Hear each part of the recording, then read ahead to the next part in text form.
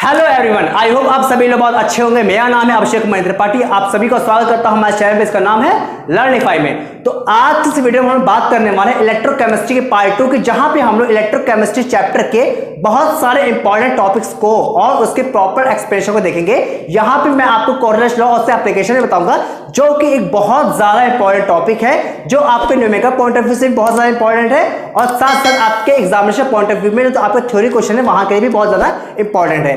तो अगर आपने अभी तक हमारे टेलीग्राम चैनल को नहीं ज्वाइन किया है तो टेलीग्राम चैनल को ज्वाइन कर लीजिए और हमारे चैनल को सब्सक्राइब करके बेल आइकन जरूर प्रेस कर दीजिए, ताकि आपको आने वाले सारी केमिस्ट्री की वीडियोस की नोटिफिकेशन टाइम पर मिल सके।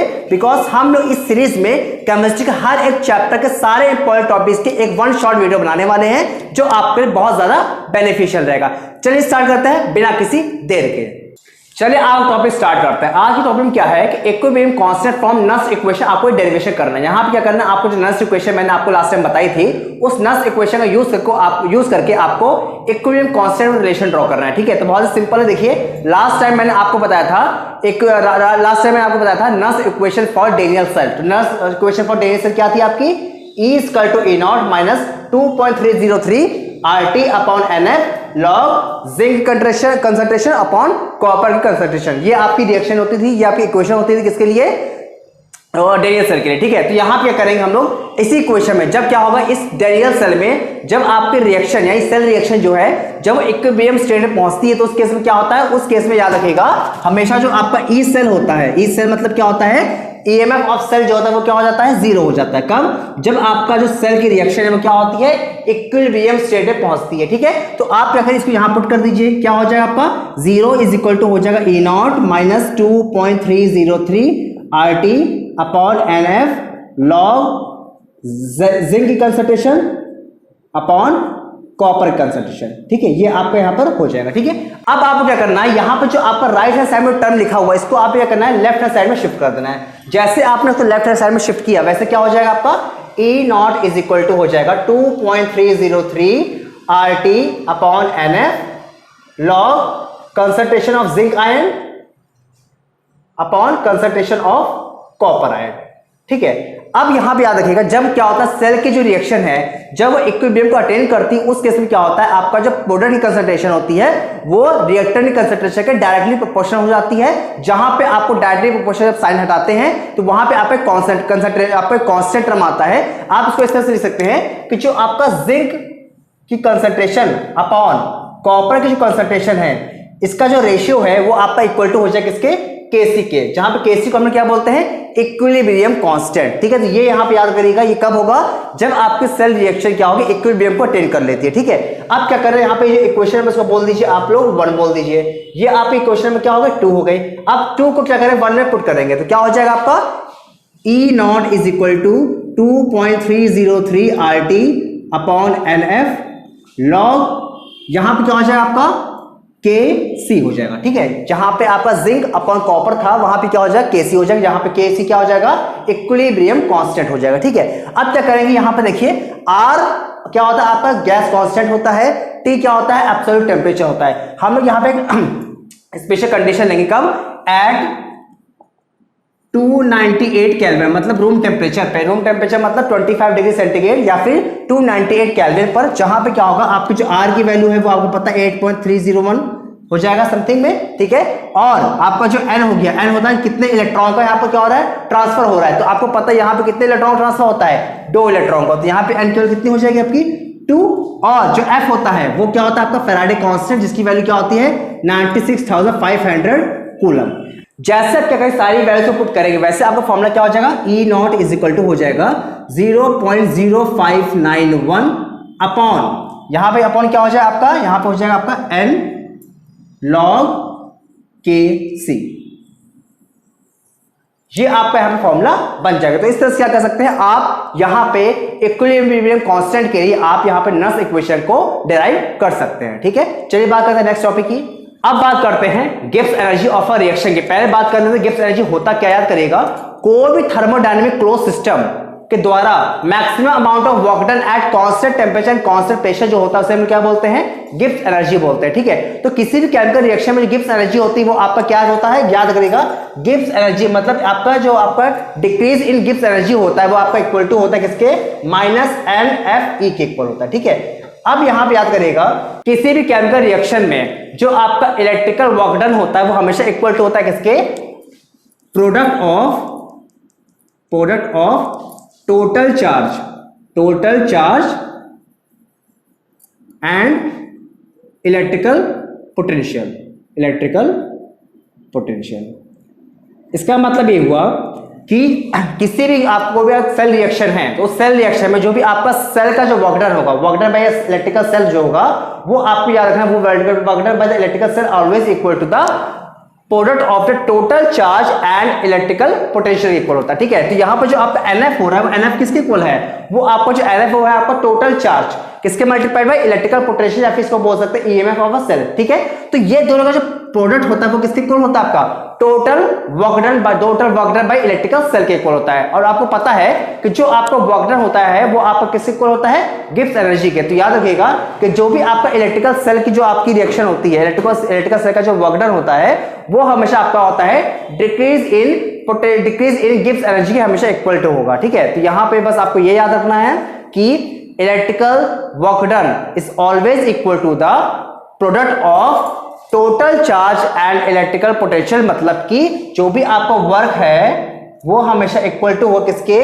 Total charge. NF यहां पे क्या है, total charge multiplied by electrical potential के। ठीक है, और यही जो आपका वर्क डन होता है वही आपका इक्वल टू होता है किसके, डिक्रीज इन गिब्स एनर्जी के। इसीलिए आपको वहां पर जब हम दोनों रिएक्शन को आपस में यूज करते हैं तब आपको यहां पर डिक्रीज इन गिब्स एनर्जी का ये फॉर्मूला आपका बनता है। ठीक है, अब यहां पे याद करिएगा कि अगर मान लीजिए कोई भी अगर आपकी सेल रिएक्शन जो है उस सेल रिएक्शन में अगर क्या है कि जो आपका कंसंट्रेशन होता है आपका रिएक्टेंट और प्रोडक्ट का अगर वो यूनिटी हो, मतलब आपकी जो कंसंट्रेशन होती है, आप मान लीजिए A और B आपके क्या है, रिएक्टेंट और प्रोडक्ट हैं, अगर इनकी कंसंट्रेशन कितनी हो जाए, आपकी 1 हो जाए, उस केस में आपको पता है कि जो आपका E होता है वो आपका E नॉट के इक्वल हो जाता है। ठीक है, तो अगर हम क्या करें, इसको यहां पे पुट कर देंगे तो आपकी क्वेश्चन क्या बन जाएगी, delta G is equal to बन जाएगा -NFE नॉट हो जाएगा।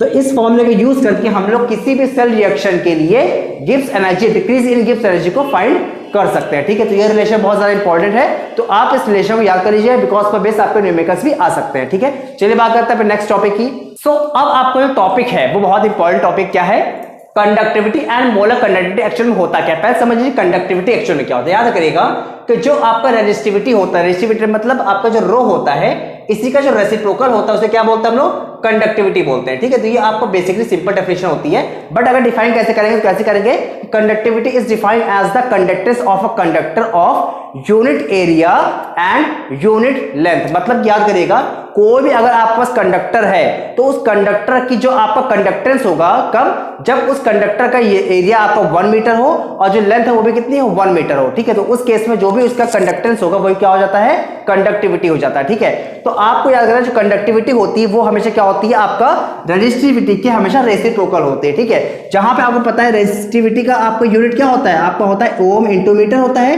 तो कंडक्टिविटी का जो यूनिट हो जाएगा वो क्या हो जाएगा, पर ओम पर मीटर। ठीक है, जिसको हम लोग क्या बोलते हैं, सीमेंस भी बोलते हैं। ठीक है, तो ये आपका क्या होता है, कंडक्टिविटी की यूनिट हो जाती है। ठीक है, यहां पे क्या करिएगा, जैसे आपकी कंडक्टिविटी होती है सेम उस तरह से क्या होता है आपका मोलर कंडक्टिविटी होती है। तो मोलर कंडक्टिविटी क्या होता है, molar conductivity is the conductivity of a electrolyte. ठीक है, केप्ट बिटवीन 2 इलेक्ट्रोड्स। ठीक है, यहां पे क्या होता है, जो आपके 2 इलेक्ट्रोड्स अगर हैं, सपोज कि ये आपके 2 इलेक्ट्रोड्स हो गए, इन 2 इलेक्ट्रोड्स के बीच में क्या किया आपने, किसी भी इलेक्ट्रोलाइट को फिल कर दिया।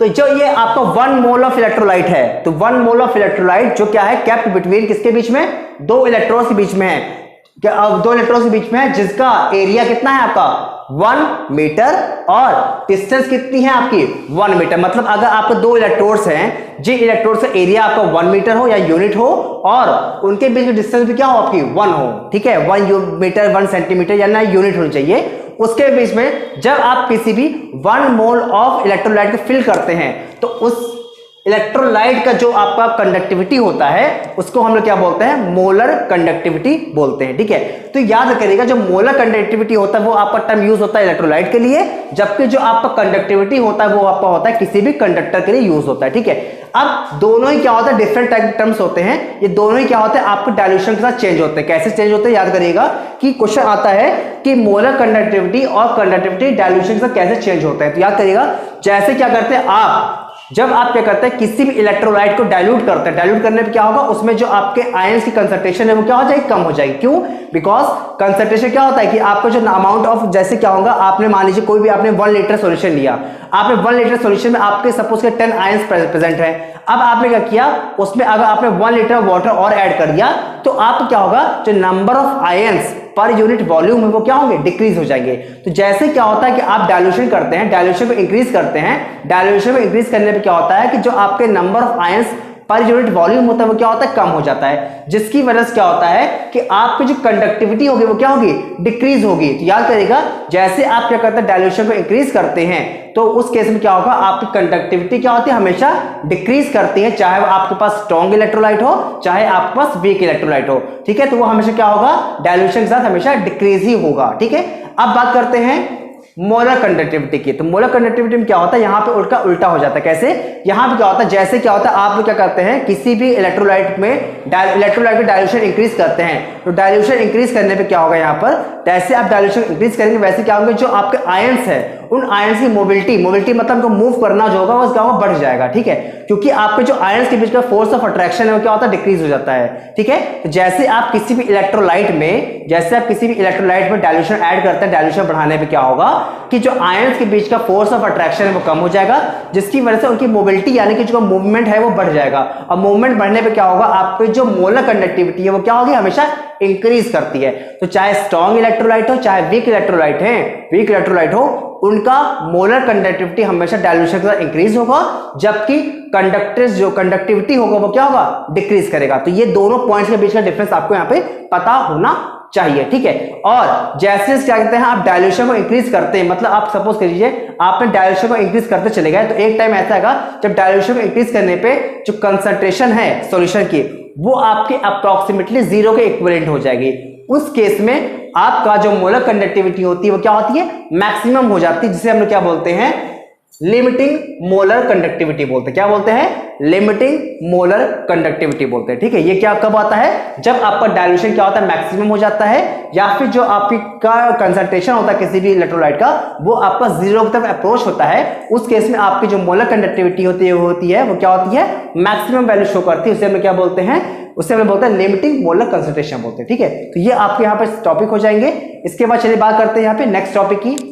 अब बात करते हैं कोरिलेशन। कोरिलेशन एक्चुअली में होता क्या, पहले समझ लीजिए कि इसका यूज कहां पे होता है। देखिए, जो अभी मैं आपको बताया था, जो मोलर कंडक्टिविटी होता है आपका इलेक्ट्रोलाइट्स का, उसमें आपको जो स्ट्रॉन्ग इलेक्ट्रोलाइट्स होते हैं उसकी जो मोलर कंडक्टिविटी होती है उसका ग्राफ जो होता है वो क्या कैसा होता है, आपका स्ट्रेट लाइन होता है। ठीक है, जबकि जो आपके वीक इलेक्ट्रोलाइट्स होते हैं उसका जो आपका ग्राफ होता है मोलर कंडक्टिविटी का वो आपका क्या होता है, नॉन लीनियर होता है। तो इस केस में जहां पे क्या होता है आपका नॉन लीनियर ग्राफ शो होता है, वहां पे क्या करते हैं, उस इलेक्ट्रोलाइट की यानी उस वीक इलेक्ट्रोलाइट की मोलर कंडक्टिविटी निकालना आपका आसान नहीं होता है। उस केस में क्या करते हैं, वहां पे हम लोग कोरिलेशन लॉ का यूज करते हैं, जिसका यूज करके आप किसी भी वीक इलेक्ट्रोलाइट की मोलर कंडक्टिविटी को फाइंड कर सकते हैं। अब कैसे करेंगे, सपोज करिए यहाँ पे एग्जांपल मैं आपको बता देता हूं।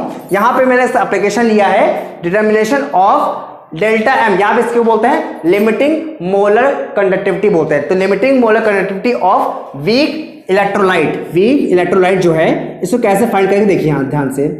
सपोज करते हैं यहाँ पे मैं एग्जांपल ले रहा हूं कि मैंने यहां पे लिया एसिटिक एसिड और मुझे इस एसिटिक एसिड की लिमिटिंग मोलर कंडक्टिविटी को मुझे फाइंड करना है। ठीक है, इसको मुझे डेल्टा एम नॉट को फाइंड करना है। ठीक है, अब कैसे फाइंड करेंगे, इसके लिए मैं क्या करूंगा, 3 डिफरेंट टाइप के इलेक्ट्रोलाइट्स को यूज करूंगा जो कैसे हैं, स्ट्रॉन्ग इलेक्ट्रोलाइट्स होंगे। तो यहां पर स्ट्रॉन्ग इलेक्ट्रोलाइट कौन कौन से हो जाएंगे, सपोज करिए मैंने एक HCl लिया, एक मैं लिया CH3COO मतलब सोडियम एसिटेट को यूज किया, और मैं जो थर्ड आपका स्ट्रॉन्ग इलेक्ट्रोलाइट यूज किया है वो है आपका NaCl को यूज किया। तो मैंने यहाँ पे 3 स्ट्रॉन्ग इलेक्ट्रोलाइट को यहाँ पे यूज किया है। अब आपको पता है कि जो स्ट्रॉन्ग इलेक्ट्रोलाइट है उसकी जो क्या होगा, उसका जो मोलर कंडक्टिविटी हो जाएगा वो क्या हो जाएगा आपका HCl।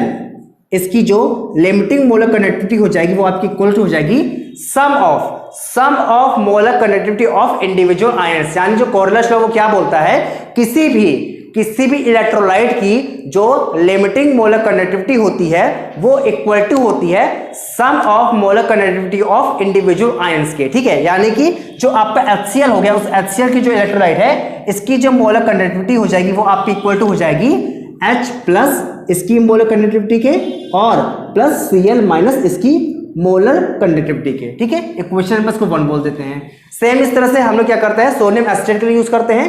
तो जैसे आपने यहाँ पर सोडियम एसिटेट यूज किया, ठीक है, इस सोडियम एसिटेट का जो लिमिटिंग मोलर कंडक्टिविटी हो जाएगी वो आप इक्वल टू हो जाएगी इसके CH3CO माइनस, मतलब जो आपका एसिटेट आयन इसकी मोलर कंडक्टिविटी के प्लस आपका Na, यानी कि Na प्लस इसकी मोलर कंडक्टिविटी के। ठीक है, ये आपको बोल देंगे क्वेश्चन नंबर 2 बोल देंगे। इसी तरह से अगर आप क्या करते हैं NaCl यूज करते हैं, NaCl भी क्या आपका स्ट्रॉन्ग इलेक्ट्रोलाइट है, तो NaCl के केस में भी क्या हो जाएगा आपका NaCl की जो लिमिटिंग मोलर कंडक्टिविटी हो जाएगी वो इक्वल टू हो जाएगी lambda m of Na plus Cl minus, lambda m मतलब कि जो molar conductivity of chloride ions की हो जाएगी। ठीक है, इक्वेशन नंबर 3 हो गई। यहां पर मैं क्या हुआ, मुझे निकालना किसका था, एक वीक इलेक्ट्रोलाइट की मोलर कंडक्टिविटी मुझे निकालनी थी, नाम पता लिमिटिंग मोलर कंडक्टिविटी निकालनी थी। अब लिमिटिंग मोलर कंडक्टिविटी निकालने क्या किया मैंने यहाँ पर 3 डिफरेंट टाइप्स के स्ट्रॉन्ग इलेक्ट्रोलाइट से यूज किया और उस स्ट्रॉन्ग इलेक्ट्रोलाइट के लिए मैंने यहाँ पे कोरलेस लॉ का यूज करके मैंने उसके लिए लिमिटिंग मोलर कंडक्टिविटी का फॉर्मूला लिख लिया। ठीक है, मतलब उसका इक्वेशन लिख ली। अब देखिए यहां पे क्या करना है आपको, एक वीक इलेक्ट्रोलाइट यानी कि एसिटिक एसिड का आपको लिमिटिंग मोलर कंडक्टिविटी निकालनी थी, जिसके लिए हमने क्या किया था, 3 डिफरेंट स्ट्रॉन्ग इलेक्ट्रोलाइट्स को यूज किया और उसके लिए हमने यहाँ पे कोरलेस लॉ का यूज करके 3 इक्वेशन लिख ली। अब क्या करना है आपको, यहाँ पर जो आपकी फर्स्ट और सेकंड इक्वेशन है उनको क्या करना है आपको ऐड करना है। मतलब आपको यहाँ पे फर्स्ट इक्वेशन और सेकंड इक्वेशन को ऐड करना है और थर्ड को इक्वेशन को माइनस कर देना है। मतलब कुछ ऐसा अरेंजमेंट करना है कि आपका सिर्फ एसिटेट आयन बच जाए और आपको यहाँ पर केवल हाइड्रोनियम आयन बच जाए, H+ आयन बन जाए। ठीक है, अब देखिए आप क्या करेंगे, फर्स्ट और 2 को आप ऐड करिए। देखिए यहाँ पर जैसे ऐड करते हैं यहाँ पर क्या हो जाए आपका molar conductivity of H+ ion plus molar conductivity of chloride ions. ठीक है, ये हो गया यहां से प्लस। अब आपने किसके लिए यूज किया, एसिटेट आयन के लिए, प्लस किसके लिए यूज करेंगे आपने, सोडियम आयन के लिए। ठीक है, lambda m of sodium ion. आपने फर्स्ट और सेकंड इक्वेशन को ऐड किया, फिर माइनस करेंगे, किसको माइनस करेंगे, थर्ड इक्वेशन को। थर्ड इक्वेशन करते हैं lambda m Na plus minus lambda m of chloride ions. ठीक है, ये आपने कर दिया। अब देखिए यहाँ पे क्या कैंसिल हो रहा है, देखिए यहाँ पर सबसे पहले यहाँ पे देखिए लैम्डा m जो है सोडियम का, यहाँ पे क्या है पॉजिटिव है, यहाँ पे क्या है नेगेटिव है, तो ये टर्म क्या हो गया यहाँ पे कैंसिल हो गया। फिर ऐसे यहाँ पे lambda m of Cl minus यहाँ पे पॉजिटिव है, lambda m of Cl minus यहाँ पे क्या है नेगेटिव है, तो ये कैंसिल हो गया। अब आपके पास क्या बचा, यहाँ पे आपके पास बचा lambda m of H+ ion plus lambda m of acetate ion. अब एक्चुअल में अगर देखा जाए तो कोरलेस लॉ के अकॉर्डिंग ये एक्चुअल में है किसके, ये आपका इक्वल टू हो जाए किसके, limiting molar conductivity of S, so आपका एसिटिक एसिड के इक्वल हो जाए। मतलब आपका जो वीक इलेक्ट्रोलाइट है वो ये वीक इलेक्ट्रोलाइट की लिमिटिंग मोलर कंडक्टिविटी लिखी हुई है। तो अगर आपको एक वीक इलेक्ट्रोलाइट यानी अगर आपको एक वीक इलेक्ट्रोलाइट की लिमिटिंग मोलर कंडक्टिविटी निकालनी है तो उसके लिए क्या करना पड़ेगा आपको, यहाँ पे आपको फर्स्ट मतलब कि आपको HCl की मोलर कंडक्टिविटी को आपको क्या करना है, सोडियम एसिटेट की मोलर कंडक्टिविटी से ऐड करना है और उसमें से माइनस कर देना है किसकी, NaCl की मोलर कंडक्टिविटी को आपको माइनस कर देना है। ठीक है, तो जब आप क्या करते हैं इन दोनों को, मतलब आपको HCl प्लस सोडियम एसिटेट इन दोनों की लिमिटिंग मोलर कंडक्टिविटी को आपको क्या करना है यहाँ पर ऐड करना है। ठीक है, और माइनस करना है, किसको माइनस करना है, limiting molar conductivity of NaCl को। तो आपको एसिटिक एसिड की लिमिटिंग मोलर कंडक्टिविटी आपको यहाँ पे फाइंड हो जाएगी। तो इस तरह से आप कोरनर्स लॉ का यूज करके किसी भी वीक इलेक्ट्रोलाइट की लिमिटिंग मोलर कंडक्टिविटी को फाइंड कर सकते हैं। आई होप आपको ये सारे जो टॉपिक्स हैं वो समझ में आ गए होंगे। ये सारे टॉपिक्स बहुत सारा इंपॉर्टेंट है, तो मैंने इस वीडियो में और इस चैप्टर्स में जितने भी इंपॉर्टेंट टॉपिक्स थे जो आपके एग्जाम के पॉइंट ऑफ व्यू से इंपॉर्टेंट है वो सारे टॉपिक्स करा चुका हूं। अगर आपको फिर भी कोई डाउट होता है तो आप अपने डाउट को कमेंट सेक्शन में जरूर मेंशन करिए। और अगर आपने अभी तक हमारे टेलीग्राम चैनल को नहीं ज्वाइन किया है तो यहां पर डिस्क्रिप्शन लिंक पर जाकर आप टेलीग्राम चैनल को ज्वाइन कर सकते हैं। तब तक के लिए मिलते हैं नेक्स्ट वीडियो में। अपना ध्यान रखिएगा और जो भी डाउट है वो आप क्लियरली पूछते रहिए। मिलते हैं नेक्स्ट वीडियो में। धन्यवाद।